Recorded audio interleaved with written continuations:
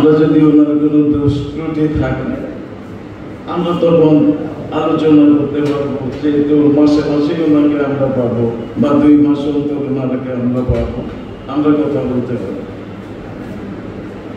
পাশাপাশি সাংবাদিকরা যদি কোনো লোক ভালো কাজ করতে চায়, প্রশাসনেরই হোক আর একজন সমাজসেবকই হোক, সাংবাদিক তার বন্ধু।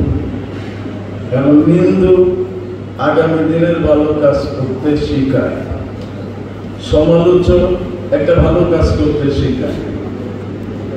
সাংবাদিকরা যদি এমন কিছু লেখে যা সমাজের কল্যাণ করে, সমাজের ভালো বয়ে আনবে, জেলা প্রশাসক হিসাবে ওনার দৃষ্টিগোচর হবে, উনি এই কাজটা ভালো করবে।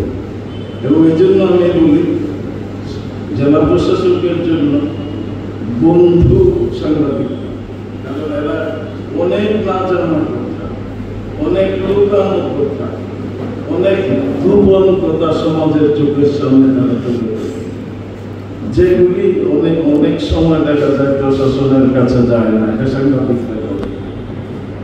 তাহলে যদি জেলা প্রশাসক ভালো হন তখন উনি কাছে নেন এই কাজটা ভালো করার জন্য। আমি আশা করি আমার একটু উনি চিনেন, জানেন এবং আগামী দিন উনি আমাদের বান্ধব হবেন, প্রশাসক না। উনি আমাদের বান্ধব হবেন, প্রশাসক না। যদি উনি আমাদের বান্ধব হন, আমরা ওনাকে বুকে টেনে নেব, ওনার সার্বিক সহযোগিতা আমরা করব। আর যদি উনি আমাদেরকে দূরে ঠেলে দেন, আমাদের কিচ্ছু করার নেই, আমাদের কিচ্ছু করার নেই। এরপরেও আমরা সহযোগিতা করব, ভালো কাজে, ভালো কাজে আমরা সহযোগিতা করব। আমি আলোচনা করতে চাই, আমি ওনার মঙ্গল কামনা করি। এই অবহেলিত জন্য উনি কিছু আশ্বাস দিয়েছে, ওনার কাছে আরো প্রত্যাশা আছে, আরো অনেক প্রত্যাশা। নেত্রকোনা অনেক কিছু হইতে পারে যদি উনি আন্তরিক হন।